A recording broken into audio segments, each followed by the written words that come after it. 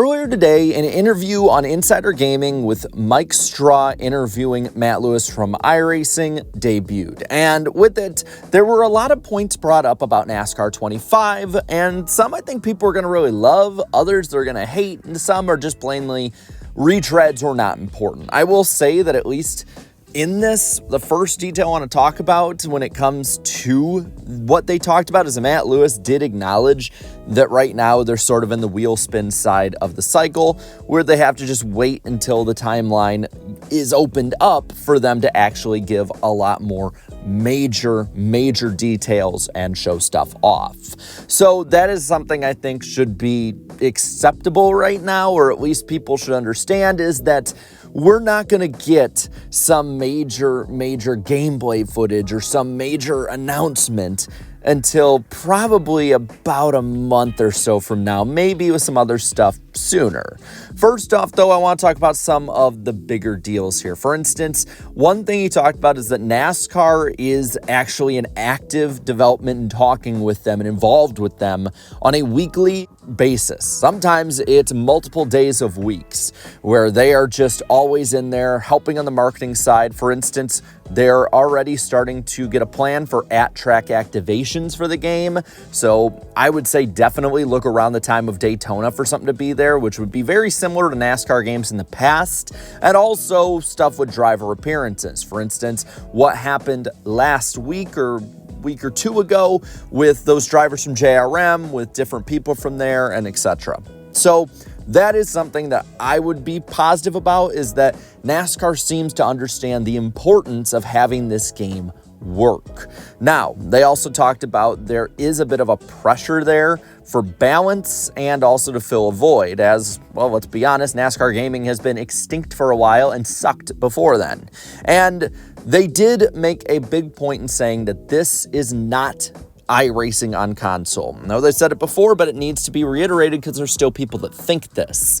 They also have said it's meant to be more fun for both parties and that there's going to be different ways for them to make it more difficult for those who really want a more in-depth experience, and also less difficult for some noobs, for instance, probably like me, who are not really avid gamers and are really just wanting to have a good and fun time. It could be really tough, for instance, with assists. Apparently the drivers had issues driving the cars because it was difficult without any assists on, or you could have a lot of assists, say with the AI, to make them more or less difficult as well. Apparently about 70% or so of sessions are run on career mode for NASCAR games, according to what he said. And so in that, they are using data from Racing Insights, which helps Fox, NBC, and all the broadcasts with how good their drivers will be.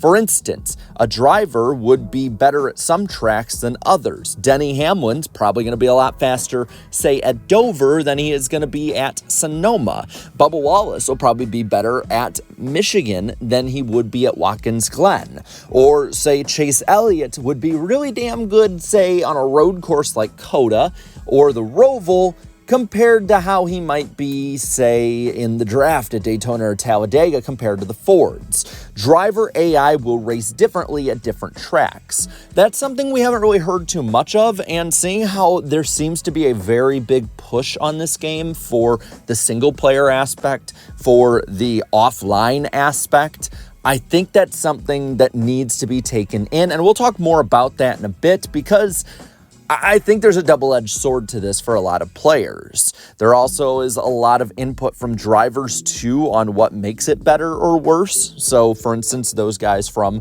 JR Motorsports, Noah Gragson, for instance, others like that, as well as Dale Earnhardt Jr. himself, which we all know of, but maybe not to this extent. There's some of the stuff they retreaded over. For instance, Dale Jr. sits in on meetings for a long time, and he's walking through the feeling of a driver's perspective and other things like that.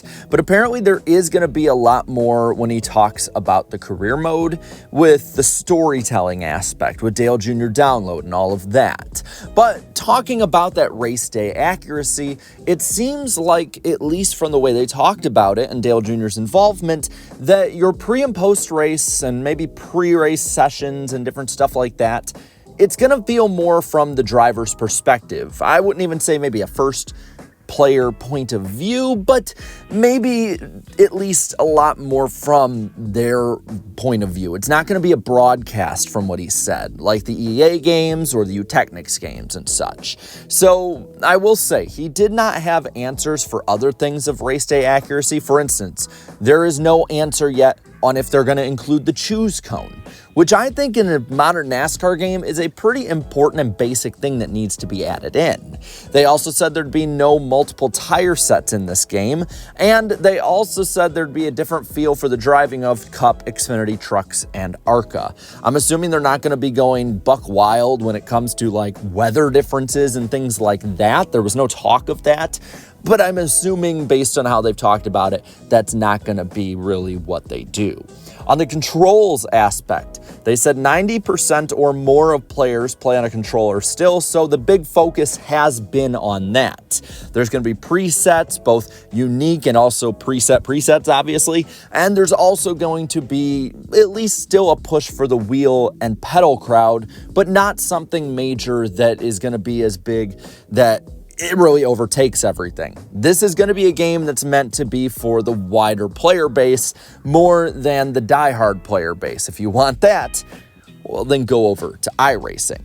Now for the part that I think is going to be the most controversial of all of it, and that is multiplayer and online play. This is just straight up. There's no local multiplayer, no split screen, nothing like that. They said they had to look at it from a business perspective and it was not cost effective for this game. Maybe a future thing for future installments, but as for NASCAR 25, you're not getting that. They're also online, maybe special events and tournaments, but there's really nothing to help when it comes to online leagues, broadcasts, anything like that. So if you're looking to have special events like that are broadcasted, you're not going to get them. Private lobbies are still a thing, but they're not going to really make this something that is, again, great for the online base. On one hand, I get this. You got to go back to basics, and we've talked about it as a fan base for the most part that we want them to get the basics right before they jump off the deep end. On the other end, it is disappointing that the online base is probably going to have to wait another year or two after the release of this game to maybe get what they want. So that part there, I think, is going to be very controversial and might make or break if people buy this game.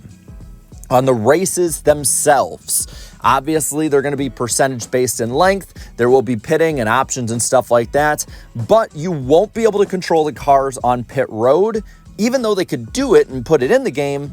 And you won't be able to control the cars under yellow, even though they could do it and put it in the game. And he notes trolling is a big thing, whether it's on your single player and you're trying to basically get a one-up on the AI, or also when it comes to online mode, if there are trolls that somehow get in.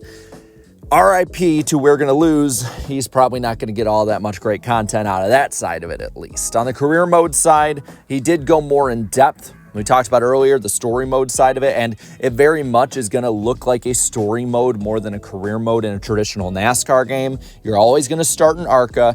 You're always going to have that dirt to Daytona feel is what they're talking about, and you're always going to be able to run your own team. But silly season will not be a thing. Maybe in the future, but probably not. You can hire employees like Thunder 04's career mode, and R&D can be basically on one end or the other. If you don't care and you just want to race, you can basically let the system do it for you. If you really want to get in the nitty-gritty and improve your team bit by bit, you can do the same thing. So I do think that the more we hear about this, the more we are learning that career mode and single player mode is the most important thing right now, and they'll build out from there, which again, I guess gives it replayability, but at the same time is going to make or break the game for a lot of NASCAR fans. Now, a couple of other big questions that were answered here were, first off, on the paint booth. There will be one like in the past, and they will try and include as many brands as possible, obviously, but they're TBD on if they'll be sharing or updates or anything like that. You'll be able to find that out probably closer to the release. They also were very, very timid on the custom logo side. You can make them but more through shapes and different numbers and such like that.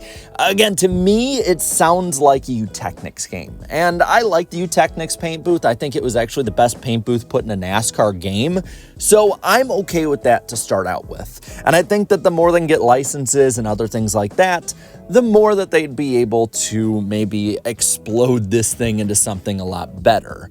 The release date's still not locked down. I get, that people want to know it. They should know soon, but there's no real update on definitively when. It will not be on Switch, just doesn't make sense for them business-wise, and apparently it was a mistake that Switch was even put on the official announcements. On top of that, there is no answer on if there will be a yearly update to this franchise or if it'll be updates and then sort of a couple games. It's sort of a 3 to 5 year plan they're still building on, and I have a feeling it depends mightily on how NASCAR 25 goes.